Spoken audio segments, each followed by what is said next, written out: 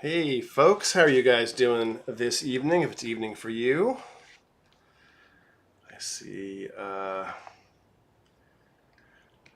few folks just starting to roll in. Thanks for joining us. This is Neurofeedback and Chill, a weekly live stream. I'm your host, Dr. Andrew Hill.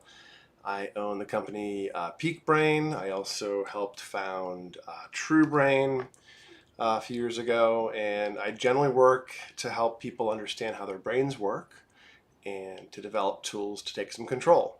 So neurofeedback is one of the biggest tools that we tend to use, that I tend to use, and I've been doing neurofeedback for about 25 years. And it's a process of shaping the brain activity, often EEG or brain waves, where you exercise them with games essentially. The game moves when your brain has just shifted in a way you're trying to exercise it essentially. So it leads the brain down a certain path. Tonight, I'm going to do something a little bit different as a practical. Usually I do a practical session of neurofeedback and explain what's happening. And tonight we're going to do a session of what's called HEG, or hemoencephalography. And the real goal with that is to just do a session and demystify it while I'm talking a bit more broadly to give you something to look at. So, okay, so tonight as I set up, I'm going to do an HEG. So I have a compound amplifier right here, which is let me get the light on it properly. There we go. Sorry, different, as is usual, every week it's a different setup and different camera and different computer. So this is a Q-Wiz amp. These things are, I believe, discontinued, but if you can find one on Amazon or somewhere else in the wild, USB connected. And you probably heard a little beep right there. So let me show you the software that I have here. This is BioExplorer. I'm building some new software to do HEG that I'll release early next year, but let me show you how this one works. So move my head off to the side. I'm going to go down here, and you can ignore the fact that I'm looking off randomly. So as I set up the HEG, turn off my title here. You can see I was already testing it, running a session. It's good to do a live demo when you know things work. So in the upper bar there above my head, you can see there's some labels, and it says the whiz, the PN whiz is on COM port 3. It's connected. So that's what this is. It's seeing the amplifier.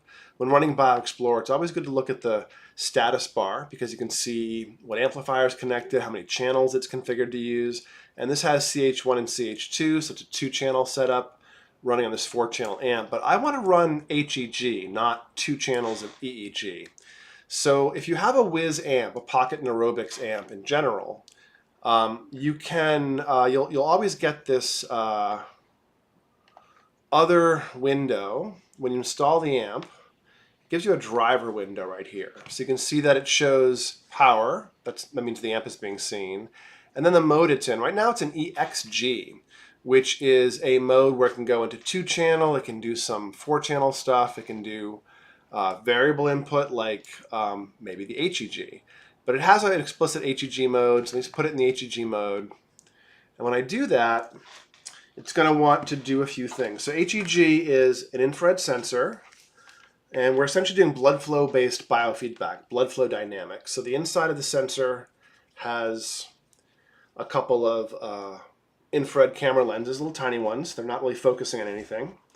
And it's a very easy device to use. You know, this is useful for a bunch of resources, including migraines, control over migraine process. It also seems to goose social function sometimes in developmental difficulties.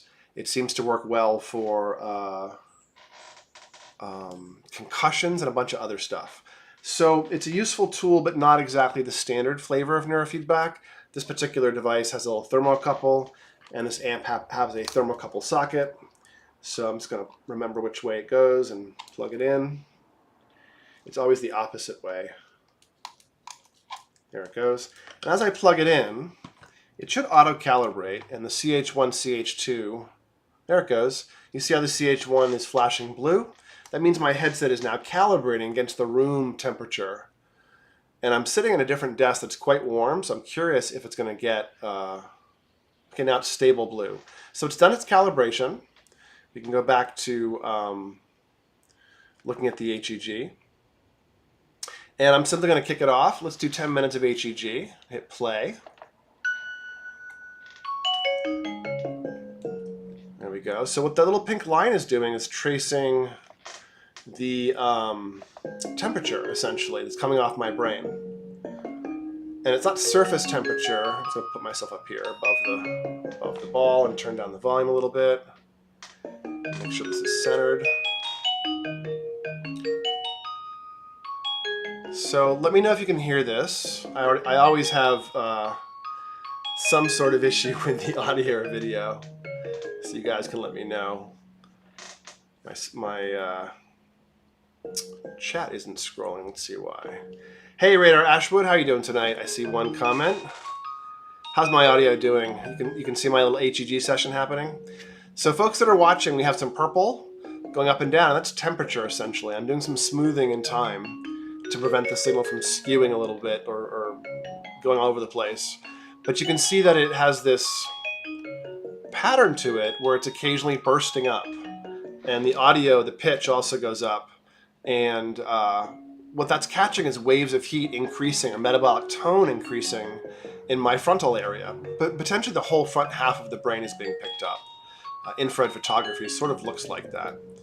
And what we can do here is have some voluntary control. Now, I already sort of know what HEG is. And so it's a semi-voluntary process. Most neurofeedback or biofeedback on brainwaves is not voluntary. You're measuring the EEG, and when the brain moves a little bit on its own, that produces a change in the game. So it's this involuntary sort of feedback loop. The game stays adjusted so that it waits for the brain to flex and then it reacts, essentially. That's the classic form of neurofeedback. And I could be doing some sort of thresholded tracking thing as well with HEG, but this form of HEG, this passive form, which is not the same thing as a tool like Mendy or other forms of FNARS. This is a passive form that has no emitter. This form I prefer to use in a continuous feedback mode, not a thresholded feedback. And because it almost responds the same way that body signals do, blood flow is almost under voluntary control. So what you're seeing is the pink go up and down as the heat goes up and down, but I can also concentrate, and about 2 seconds later, the blood level response of my brain should change. Let's see if I can do this voluntarily. Concentrate.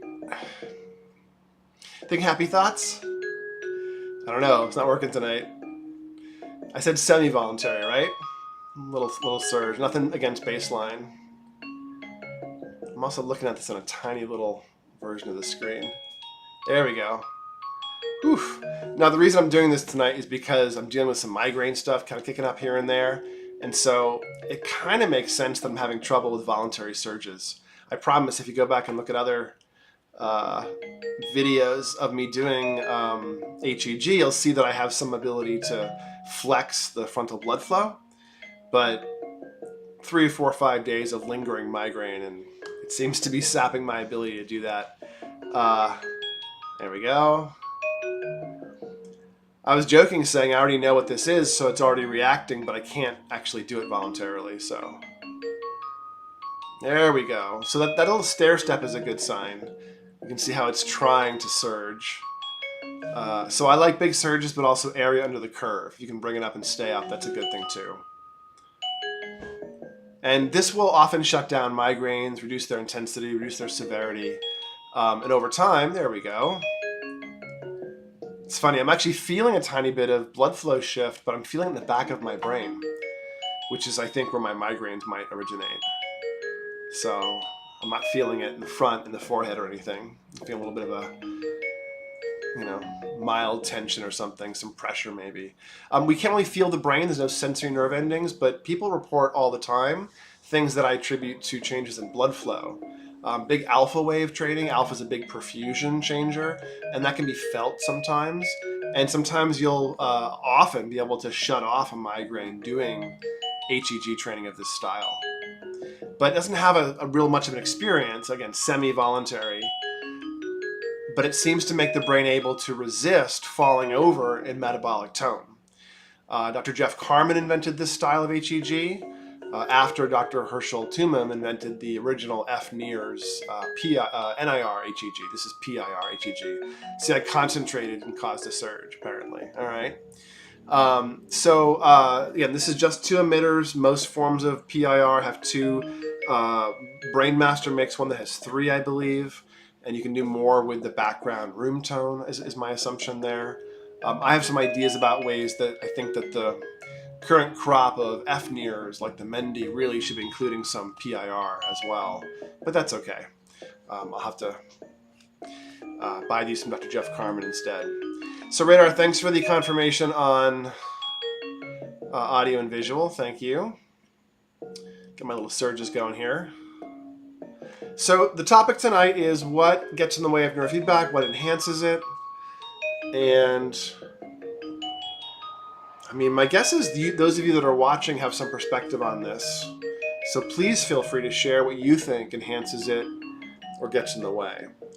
I will first start by saying that I guess what sparked my desire to talk about this tonight, see as I think hard, it's coming up, is that I entered a Reddit thread. I was a little dismissive, and I apologize if I was being dismissive of somebody on Reddit. It tends to happen. I'm a little brusque sometimes. And they were concerned about the need to eat really clean when doing neurofeedback. And someone had told them that was really, really important to drop all processed foods and eat clean and do a bunch of other stuff.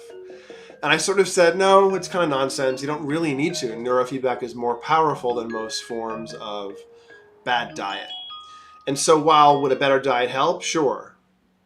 But I don't think that your sugar habit or your alcohol habit, for that matter, really gets in the way, per se, of doing the process of brain training. It's not ideal, and there's ways that you have to navigate sometimes really bad habits like that. But for the most part, neurofeedback, a lot of the reasons we use it, this just stopped, so I'll take this off. A lot of the reasons we use it is to help us with managing resources. Ultimately, that turns into state and trait management. And the state and trait management means that we are really trying to shift resources deeply, not feel different, but shift how things work so that when we want to use things differently, we have more control. So that doesn't mean you have to start off from a pristine state with no interference, so to speak, and then move from that into a better building out state. You really can meet somebody where they are if you're a neurofeedback provider, or start neurofeedback with imperfect stuff going on in your habits. Now, there's things you can do to double down on how well it works, and there's some things you can do to get in the way of how well it works, and that's what I wanted to talk about. But it is an imperfect process. You're brain training. You're not taking a medication, and so you have to really approach the brain from. I'm going to stay on this side of the screen underneath my camera. You have to take the brain where it is and your brain where it is. And if you're suffering, you train those things and you try to support those things. So all the things I'm going to say tonight that you should improve or do to maximize neurofeedback, a lot of them are things that you might use neurofeedback for. And it might be hard to do these things because that's the thing you need support with. So don't assume that these are things you must do before neurofeedback, but they can help alongside it. So let me see what the peanut gallery here is saying. Radar, people saying you need to change 100%, 100 things to get results from neurofeedback are just making excuses for why their protocols aren't working. I mean, there may be some of that. VJ, hey VJ, high quality fish oil exercise, hyperbaric meditation, specifically good quality meditation, that's right. Also proper sleep. I've also tried transcranial PBM, photobiomodulation, and found it useful. All right, so VJ has the Biohackers Deluxe package here of all the things you might want to do. Basically, he just did the whole video for us. These are all the things you might want to do. I'm kidding a little bit. There are some other stuff and some other nuance here in how you use this stuff. Like, for instance, let's pick one, hyperbaric. hyperbaric oxygen therapy, HBOT, HBOT, if you aren't familiar, is the process of sitting in pressurized air or pressurized oxygen, preferably. And it creates a saturation in the body that is significantly higher than 100% of the red blood cell levels. For instance, at around 2 atmospheres of pressure, which isn't uncomfortable, you end up at 5 or 6 times your baseline 100% red blood cell saturation, and you end up with really heavy 500-600% oxygen saturation in tissues that don't usually carry much oxygen, like the plasma, like some of the tissues deep inside the body, the bones, the joints, the brain, areas that don't have good blood flow necessarily. So the idea with HBOT is that, it was developed initially, I believe, for diving decompression, and then it's been used for many, many years in wound healing because it accelerates the high pressure surface oxygen, seems to accelerate healing. But it has a systemic effect, and the effect is both, I think, feeding tissues that don't usually get oxygen, as well as a hormetic stressor, a mild stressor that provokes a healing response. I think these are the ways that HBOT basically works. And so you can think about HBOT in case of neurofeedback in 2 ways. One is it's going to potentially feed the system with more fuel, more oxygen. And second, it's another workout you might be stacking on top of a neurofeedback protocol. And in general, it's a very weird thing in hyperbaric in that, let me just cut to the chase and give you the important catchphrase, the important detail first. And that is dive last. If you're going to add hyperbaric medicine to your regimen of biohacking, be it neurofeedback or other, for brain things especially, make it your final intervention for the day. Don't stack other things on top of it, because it will potentially either hyperfeed the stuff you then go do, or it will hypernormalize your brain very briefly. It does that. The high oxygen, if you have a lot of inflammation or injuries, it creates this big shift in about half an hour or less, and you end up with this shift for several hours where the signs of stuff that's really off from the long COVID or the inflammation or the concussion, whatever, is really, really, really minimized. And then it comes back a couple days later, or by a couple days later at least, is when I've seen it come back. So you have this sort of more acute phenomena, probably by the next day, based on healing process. I've never seen any people have trouble stacking stuff the next day.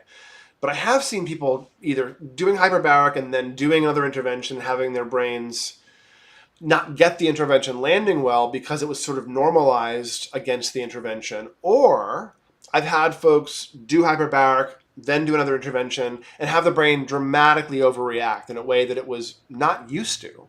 Someone with a concussion normalizes the brain with HBOT and then does some neurofeedback, you might get a very strong training response from a brain that wouldn't normally move that much because it's kind of exhausted, kind of injured, and it's like, okay, I'll move, and then it exhausts. It's a very disconcerting experience to feel something change that strongly, that quickly, and then kind of cramp up harder, kind of exhaust again.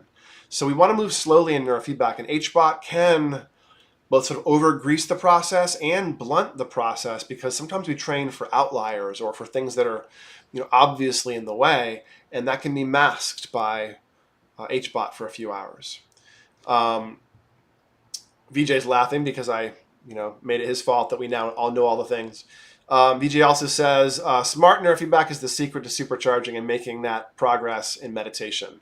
So stacking. So just like HBOT, I think, again, dive last, done at the end of the day, can really accelerate neurofeedback. And I've done a lot of brain mapping before and after series of HBOT, just HBOT, when people are dealing with brain injuries or other things. And I've also done series of pre-post brain maps with HBOT and neurofeedback on dozens of people at this point. And there is a noticeable stacking effect. You do get an acceleration of the neurofeedback. HBOT alone can do something for some people, but for many people that are trying it for concussions or for long COVID, it creates a small change, but that doesn't create as lasting or big a change as they would hope. So we often end up doing neurofeedback at that point after they finish some other intervention potentially. or TMS. You can create huge changes in the brain maps in TMS.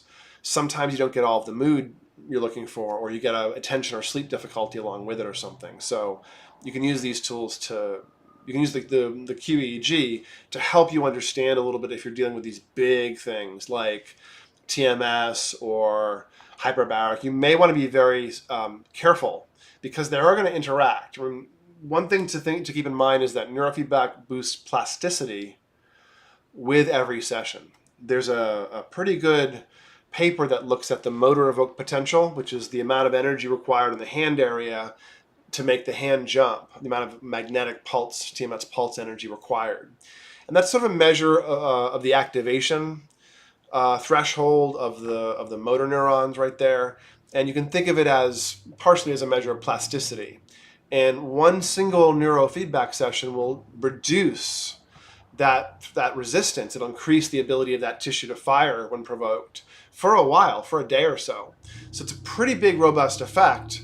And you can do this sort of globally. You're getting kind of a more global, I think, plasticity signal, even though the change that you're shaping is often under the electrode.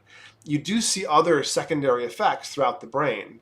And sometimes that plasticity being brought up is having as much benefit as the specific thing you're trying to do. It's really important to keep in mind in neurofeedback. And so what that means is moving slowly and not trying to stack everything at once is actually pretty important because things evolve over time. So in terms of things that might get in the way and or enhance in the medication and supplement landscape, let's include drugs in there as well. Most things don't get in the way, believe it or not, of neurofeedback. It's not ideal to do it while you're actively drinking or something, but if you're somebody who cannot stop drinking, you can train straight through it and you get a little bit of support from it, then reduce your drinking. If you're somebody who can't stop smoking weed, what'll happen is you should wash it out for 24 hours to get a good QEEG. It's important to understand your brain at rest. Where's the stress? Where's the fatigue? Where's the whatever it is? And then as you train the brain, what'll happen is you'll get more sensitive to cannabis.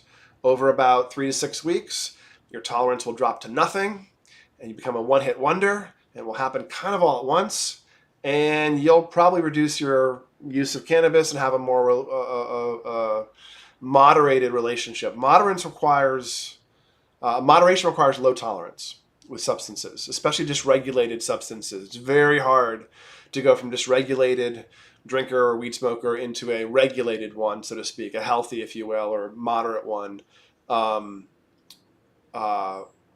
if your tolerance is very high. So moderation requires low tolerance. Neurofeedback resets tolerance, it looks like, in cannabis pretty aggressively.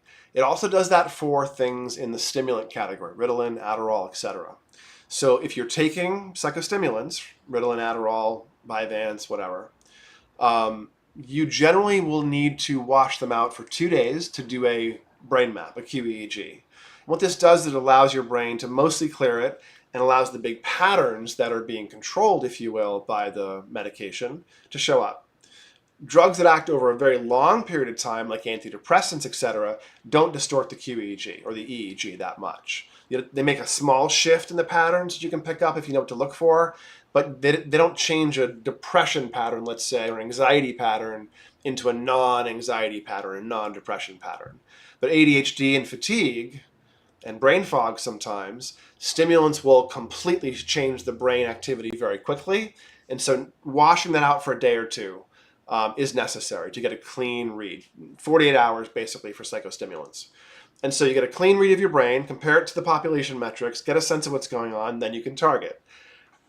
You can take the stimulant straight through neurofeedback, but again, something like 3, 4, 5, 6 weeks in, there'll be this potentiation, this dropping away of tolerance. So it's important to keep an eye on that, maybe even plan for that. If your prescribing doctor's hard to reach, or you only have time-release capsules, and you don't have things you can score, take a lower dose of, maybe call your doctor and schedule. If you're doing neurofeedback at the beginning, and you're doing it for ADHD and things, and you take stimulants, maybe get some lower dose ones available, because you're going to find the ones you're taking are too strong at some point. So like If your kid's doing neurofeedback and suddenly doesn't want to eat and having a hard time falling asleep, has some tension in their body, guess what? It might be the Adderall. And that's something that's worth considering. It doesn't usually make things like caffeine super strong. Often people can tolerate caffeine a lot better without getting stressed or anxious or having their sleep thrown off after neurofeedback. Alcohol is a mix. It kind of both makes you more sensitive and less impaired. So if you're an occasional drinker and you do a lot of neurofeedback, you'll find that you notice the alcohol throwing you off a little bit internally in a much more significant way, but you also have a much more capable kind of like firm hand on the wheel internally, not the wheel, don't drive, but like internally you can kind of manage the process a lot better. You're a lot more regulated when altered with neurofeedback, it looks like, or it feels like, honestly. So we have this ability to do these sorts of things, and the medication landscape, most of it you can just train straight through. SSRIs, benzos do blunt the process of neurofeedback a little bit if you're abusing high levels of constant Xanax, Vicodin. You will have a reduced impact, a reduced effect on your brain, just in learning in general. And so those are hard to train straight through. But antidepressants, anxiolytics or anxiety drugs, seizure medication, mood stabilizers, ADHD stuff, all those things you train the brain a few times a week straight through them. And as the brain changes, you can make decisions about medication that make sense. And you don't need to worry too much about that piece of it. Some supplements will have a little bit of potentiation. Choline supplements like acetylcholine or alpha GPC might get a little stronger. What I would encourage you to do if you're a big old biohacker who's doing lots of things and has all like a giant supplement cabinet, is an acolyte of the Asprey, I encourage you to maybe back off on a lot of the variables, because a lot of time when we're deep into supplement stacks, we are trying to cover lots of goals strategically. And I would encourage you maybe to change the baseline, patch the resources, get them moving, get the whole system feeling better, and then spot add things back in that you think you really need, and or find new things to spot fill and smooth over performance, improve aging, etc. But I don't think it's a great idea generally to have tons of fairly active nootropics, so to speak, on board when you're doing lots of neurofeedback. Just because, again, there's some poorly understood compounds, and they can be made more potent by doing the process of neurofeedback. Supplements don't generally have much of an impact, although I will say that you can use brain mapping sometimes to help you understand what supplements might be worth trying, which is interesting. And if you have a hot anterior cingulate, you might want to think about NAC, or you might want to think about doing a methylation analysis to figure out what your B12 is doing, what your B6 is doing, because those could be quirky. And addressing that might feel like lubricating your mind. Let's see, let's get some questions here that are building up. Let me go back to the questions and stop ranting at the camera. Get my keyboard here. All right. If this is working, if this audio and video quality is adequate, I can pull this one off every week without too much trouble. So I can keep doing this and talking to you guys. VJ is asking, can I talk about how certain changes happen in the brain map? Look like things have regressed, even though the feelings of individual has progressed. Feels like certain problems are revealed, or what have you. Yes, I will say there's a couple things or a couple ways that data looks quote unquote worse in the data. Sometimes there's a healing process, VJ, where like in concussions or post-COVID, where you go from like excess slow brain waves, and then you go to low amounts of slow brain waves, and the fast brain waves are pushing up against the slow, and as the slow finally relaxes the inflammatory stuff, if you will, finally relaxes, the beta like collapses a bit, and then it recovers, and then the delta recovers later. So you see this happen over several months in concussion, like 3 to 9 months basically. If the concussion isn't that bad, you'll see that kind of phenomena.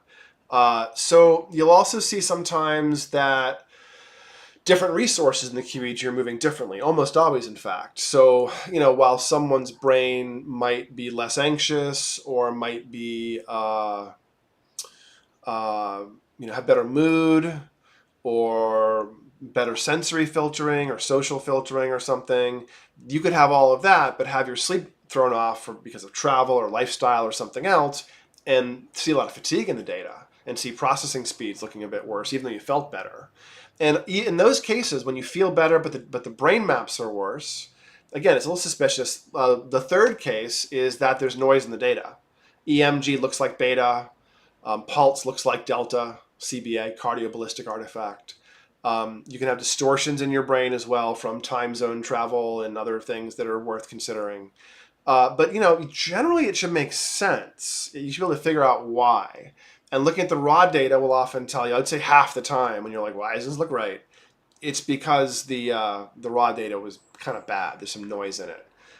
Maybe the last case is that ratios won't always move in the right direction because you have two sets of brainwaves moving together.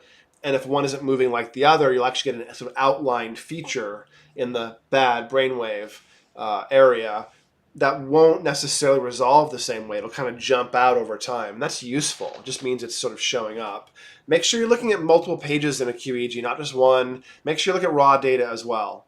That's really the takeaway there. And the other takeaway is don't just use the QEEG, because you said you're feeling better.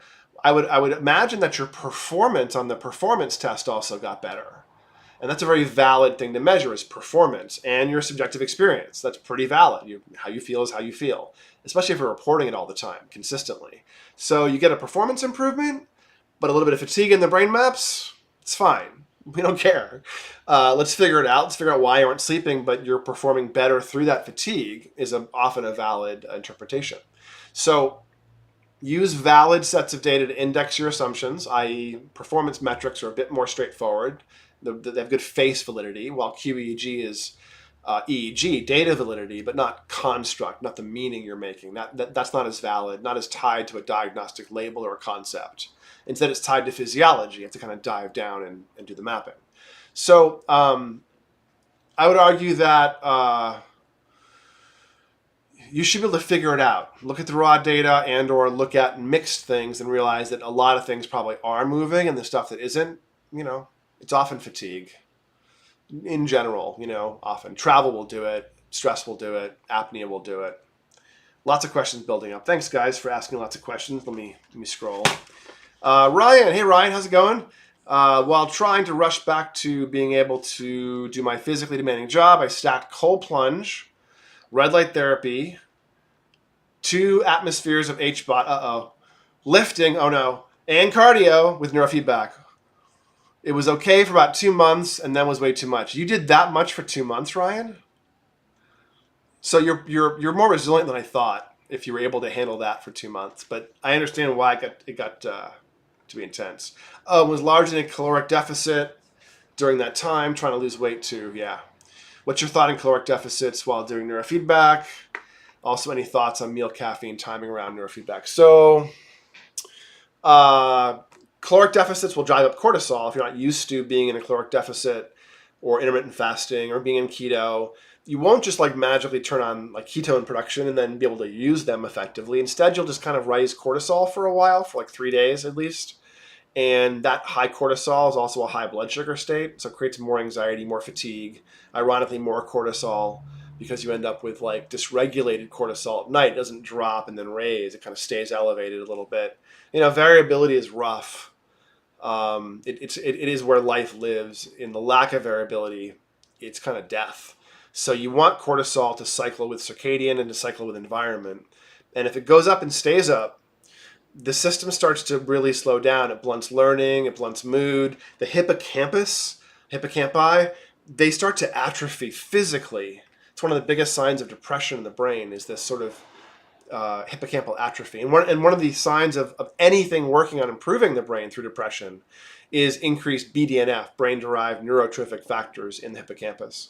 So you have this sort of signature of plasticity again being really, really key. You probably, Ryan, eliminated or exceeded your capacity for the plasticity to be managed. Too many things demanding plasticity. You also may have exceeded your capacity for oxidative stress. I believe that latter. With red light therapy and hyperbaric lifting cardio, you probably exceeded your oxidative stress capacity, essentially. And then the cortisol would have just jacked you up further. Yeah. Radar's asking, good question. Can you have a low voltage fast phenotype as well as frontal slowing? Sure. Yeah, absolutely. Frontal slowing could have other causes, and the low voltage phenotype could be incidental, but they could show up together. You would have both low voltage fast and frontal slowing in something like frontotemporal dementia. Very, very, very likely. Or a wet brain, sort of like post-alcoholic recovery, you can have the same signature. You also have hypercoherent beta and excessive beta. But you can have that problem where it's low amplitude globally, so low and slow. Everything's slowed down, but then you have transients that are even slower in the frontal areas. Sure, yeah. Low voltage fast? Sorry, Radar, I misread. Low voltage fast phenotype, frontal slowing. Yes, but it's going to be asymmetric, right? Probably.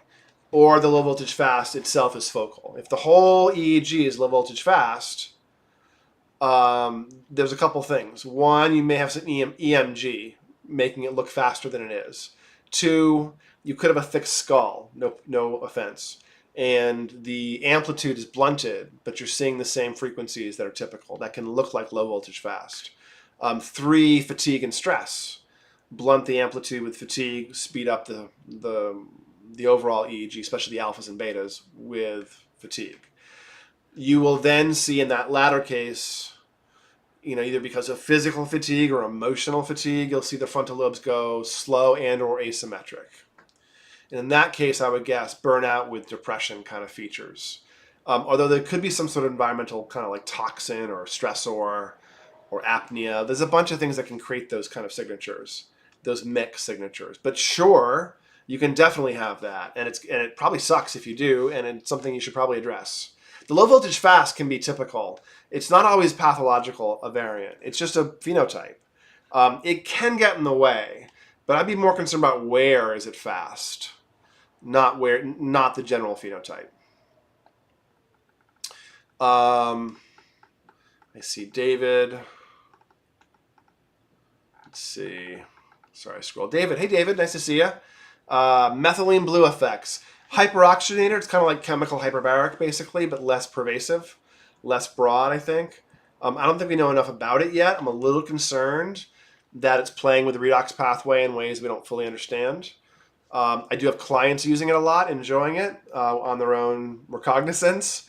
I have a few people who've talked about the mix of methylene blue with red light therapy being kind of an amazing powerhouse to first prime the system with essentially energy carriers and then give it some energy. And there can be a nice stacking effect there, I think, for some people.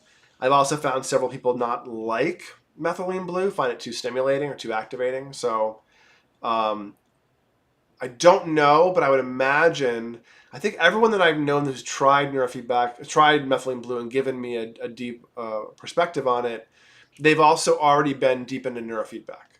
And so they're going to be really plastic, really impacted by things. So that's the only thing I would say is if you're playing with your brain with other things like neurofeedback, you're going to be more sensitive to most things you try. So keep that in mind. VJ saying makes sense. I had some serious concussion, brain damage. Oh, about the progression for thing. Yeah. And it wasn't until recently that sleep actually came into control. Yeah. So if your sleep wasn't under control, really dysregulated, even if you're making progress for months on a lot of things like executive and mood and whatever else you might have experienced, if your sleep was still not ideal and only recently changed, that would suggest a fatigue phenotype sort of blooming in the data over several months as other stuff sorted it out. And then my guess is that some of the stress or the attention stuff were actually driving the sleep issue partially. And as you sorted those out, finally the sleep regulated, but the sleep was probably driving some of the fogginess. And fatigue stuff will really flex in the brain maps. It actually changes faster in the EEG than many other things is fatigue features. So skipping, if you already have bad sleep, it'll flex harder. You'll see more delta, see more variability. So don't always believe the maps. Always believe yourself first, but then make sure the maps, if the data seems clean, fit the hypotheses you have. And then you can probably find the best of both worlds here. Radar is saying, so can you have hyperarousal and underarousal at the same time? You sure can. Yeah, sure. Different tissues. You can actually have it in the same tissue at the same time. The anterior cingulate's guilty of that. So is the posterior every so often. But the anterior cingulate will occasionally have an underarousal model and an overarousal feature running at the same time, excess beta, excess theta. Sure. You can have over-arousal in the right frontal area and under-arousal in the left frontal area. That's Richie Davidson's frontal asymmetry stuff that shows up with mood bias, you know? So there's something there, but it's the where of it, right? Where in the brain? What's the tissue? What's the physiology? Remember when interpreting QEEGs or thinking about how neurofeedback might work, where in the brain? What does that part of the brain do? What are the natural modes of that part? What are the failure modes or the pinch modes of that part? What does yours work like? How does yours feel if you manipulated it? And you can start to paint out an index for yourself what some of these bigger resources in the brain might do. So some of that question is good. It's a great question. But whether or not that someone or someone you're working with or you have hyperarousal, hypoarousal at the same time, sure. But that's not a very detailed answer. There's a lot going on that you might care about if that's the case. So, consider that. Very classic case, for instance, is like autism with severe, profound autism. People stimming and screaming and flapping and having very little language. They have both at once. Huge amounts of delta waves, just constant, and huge amounts of beta waves at the same time. And super slowed alpha speeds for processing at the same time. So yeah, there can be some really unusual features. Hey Jehan, nice to see you. Could you elaborate a bit more on how to use caffeine when doing neurofeedback? Great. I didn't really get into that deeply. Thank you for bringing me back to that. Generally, won't change too much. You can use your caffeine as you wish. Avoid it before a brain map. You can use it when doing neurofeedback. I find that coffee is pretty good for most people. People tolerate it better when doing neurofeedback anyways. So people that want to have coffee and haven't been able to because of anxiety or other stuff are often tickled that they can have it without being thrown off. I have one client with a real serious, strong anxiety, big DPDR, and we made really rapid, good progress. And he had lots of very touching things about the anxiety and DPDR he was noticing, really big personal breakthroughs. It was great to see. But on a sort of personal note, I was happy when a couple months in, he's like, oh, I had some coffee. It didn't make me anxious. I'm so happy. I can drink coffee. I felt I'd just given him a real serious gift, enabling somebody to use coffee again, so to speak. So I'm a big fan. I will say it's not about neurofeedback, but maybe, cut your caffeine off pretty much midday. Go for high quality sources. Try to avoid processed sources of caffeine, overly processed sources. High quality black coffee is the way to go, or tea if you prefer. We do have an office in London. Some of you might be watching. Tea is okay. Tea is good for you, really good for you, of course. Try to minimize the sugars in your caffeine sources. Minimize sugar to nothing if you can. If you don't like how black coffee tastes, I encourage you to have it that way for 7 to 10 days. And you'll find there's a bitter adapt phenomena that can happen. And what goes from tasting like fairly thin, bitter, chalky water explodes into this really rich, nuanced, multi-layered, round flavor after a couple of weeks. So I encourage you to check that out. But no, caffeine I love, unless for one individual it doesn't work well, cardiac, gut. There can be some stuff where it's not ideal. But in general, I'm a big fan. And I would just expect neurofeedback to make you more regulated, i.e. things like caffeine should throw you off less, generally. VJ is telling us he likes methylene blue a lot. That's cool. That's great. David's thanking. You're very welcome, David. Radar, how do you know when to train up peak alpha frequency? Is there a peak alpha threshold where you train it up if it falls below a certain number? No, mostly because I don't train the data. I train for goals. So there's your answer embedded in the slightly, curmudgeonly admonishment. There is no good brain map. There's goals. So if somebody has a goal for which improved speed of processing makes sense, that's when I train it. And once anxiety is under control reasonably well, because you can trip up anxiety into high gear if you push on the speed of alpha and it's not well regulated. So sleep, stress, and attention, 3 legs of the stool, get them sorted out first. Then you can tolerate bringing the alpha speed up. But, plus or minus half a standard deviation around the mean is pretty nominal. Doesn't have any competitive advantage or disadvantage. As you get up to a full standard deviation, it might matter. But anything more than that in those resources, they often, kind of like overclocking a computer. You want it a little bit hot. You can push things up, but I'd rather use people's goals as the metric. And if one of their goals is better verbal fluency, well, that's alpha speed.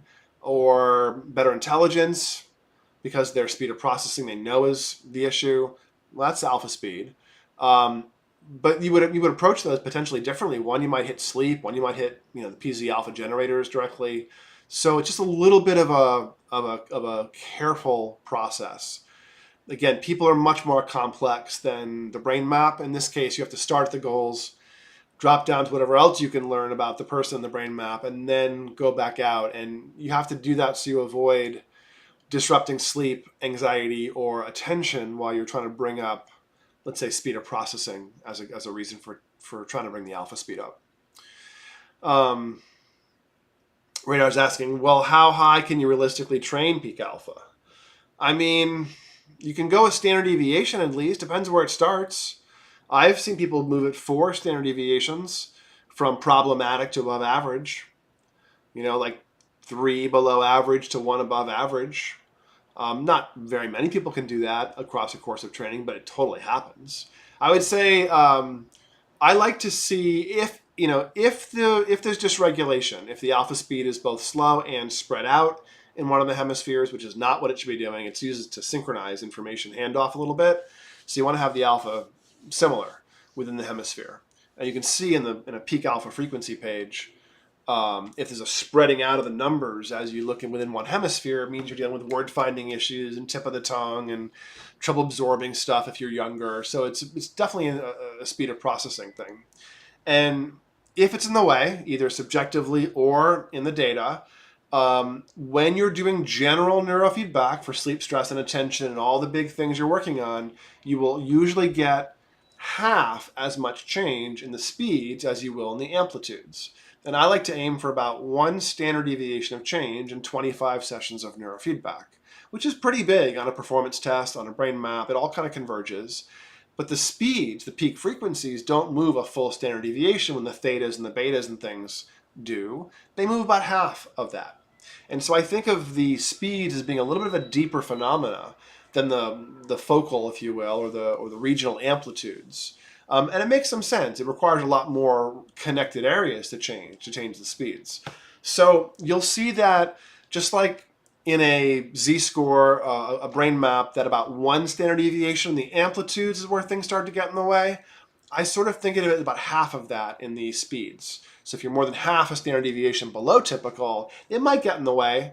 Or if it's spread out more than half a standard deviation within one hemisphere, it might get in the way. It might not. So ask that question, probe, see if it models out to something important. If so, okay, well then why is it slow? If it's slow focally because of injury, train those areas. Maybe add HEG. If it's slow because of sleep dysregulation, globally slow, fix the sleep. Don't worry about training the areas.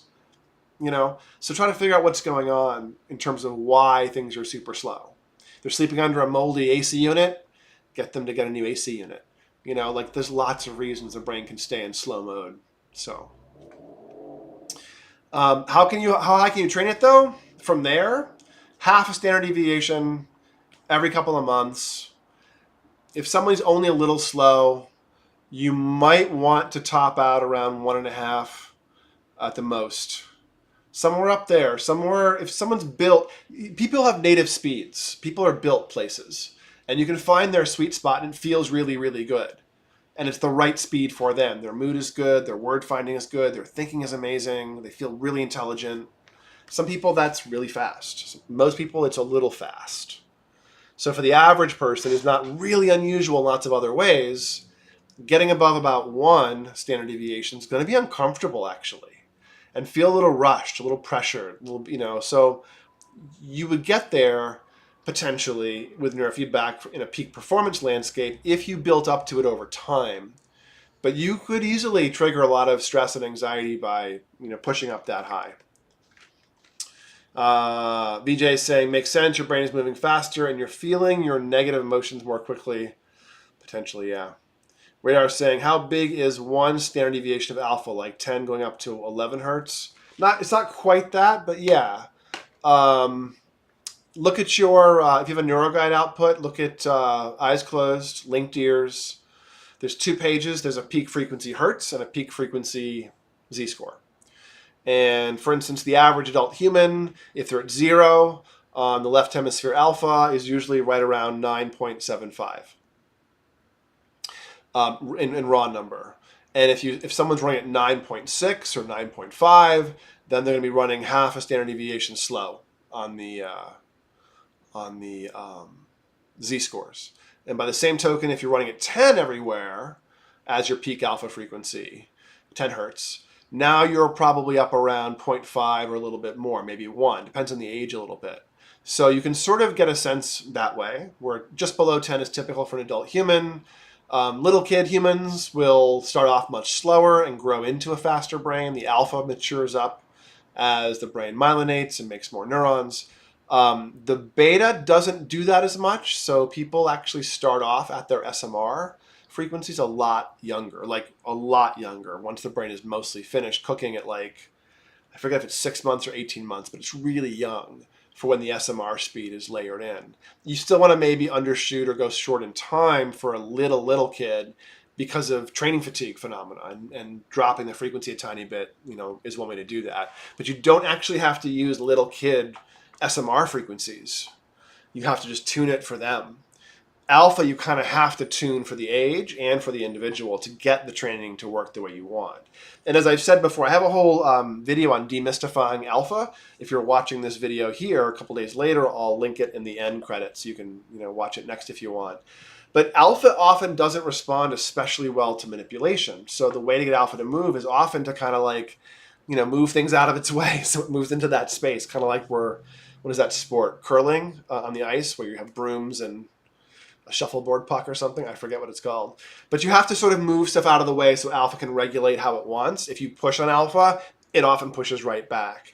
And so you can use that. There's some lovely protocols where you use the alpha rebound to release trauma experiences or deep body tension, and they work really well.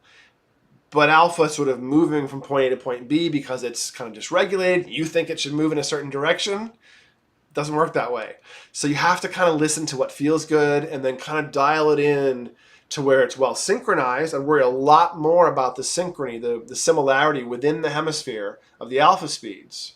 So first rule of thumb, throw out one outlier within the hemisphere, noise, don't worry about one outlier in speed. Second rule, 0.5 standard deviations or z-scores is roughly my tolerance in the statistic.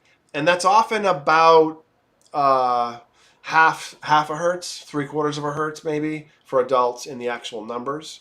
But the spread is a lot more important than do you sit above or below average a little bit. So the spread is what gets in the way of performance, of the handoff between parts of the brain for word finding and stuff sliding off when you're reading or people are talking to you. It's a speed of processing bottleneck. And it often feels like short-term memory. People are often terrified when I look at their brain maps that they're dealing with aging in their 50s, let's say, and they're having word finding issues. And you see the alpha spread, and they talk about their sleep maintenance issues, and oh, okay, well, your tip of the tongue thing is probably about your sleep. What, really?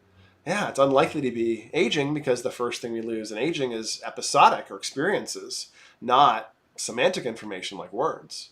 And they go, oh, and then we talk about how their sleep can get improved. So, it's all about thinking about the systems here. Okay, other questions. Radar Ashwood, does sexual addiction have the same sort of EEG phenotype as other addictions? Asking since it's a natural drive and not inherently unhealthy. Yeah, it's not really an addiction, is my take on it. It's either OCD or ADHD or both. It's either obsessive or impulsive. Sometimes there's an axis 2, a relational attachment dysregulation, a relational injury kind of component to it in sexual sort of, I'm not sure what the right language is, not disorders, but I'm not sure I believe in sex addiction. I think it's a flavor of OCD or a flavor of ADHD or both, essentially. I think it's closer to a tic than it is to an addiction. And it looks like OCD in the brain.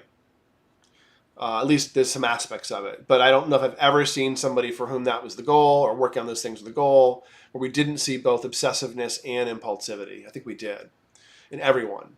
And, neurofeedback works very well on that set of goals or complaints. But it doesn't look like addiction. Addiction doesn't have a signature, by the way. Being dysregulated from years of drinking alcohol has a signature. Addiction does not. You could be addicted to being on heroin has a signature. Being addicted to heroin does not.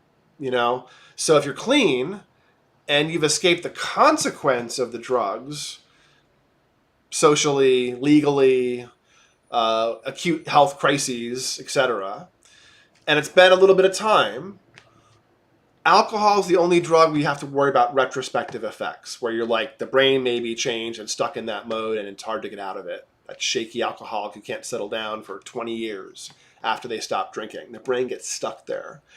But most other things, drugs of abuse, behaviors that are dysregulated, if you get beyond them, you haven't created problems in the brain. You haven't created signatures of dysregulation. So I would say the label is not as important as the dysregulated resources. Break the label down. Find the 3 or 4 things that are going on. Find the resource in the brain that are related to those. Train those. The label itself will take care of itself. That's my take on how to do neurofeedback. Find the label if you must, or if you wish, or if you need it for an accommodation, especially in school or job. But more importantly, learn how the resources work. Take control. Dig into your brain. On that note, if you'd like a brain map, I'm having a special. $250 once a year gets you unlimited access to the Peak Brain offices. We have offices in the U.S., in Southern California, as well as St. Louis, as well as Manhattan and West Palm Beach. You can't do unlimited, but you can do a one-off for the same price in Stockholm or London or Nova Scotia, and we'll have a few other places coming soon. So if you like this kind of content, you're interested in biohacking and brains, you want to learn about EEG, you want to see stuff going on, please do me a favor and subscribe to the channel. It's free. Also, like this video, leave a comment, offer up some attention sacrifice to the YouTube gods so they give me more viewers and more people can learn about this stuff. So feel free to share with your friends. Also, I see a few clients on the channel, a few Peak Brain members. Remember, you can give away a brain map in the offices, certainly. But if we're going to do a remote brain map for you, you can also give one away at that point to your family. So the club member special for the fall is give one away. So send your friends and family, and send us your enemies.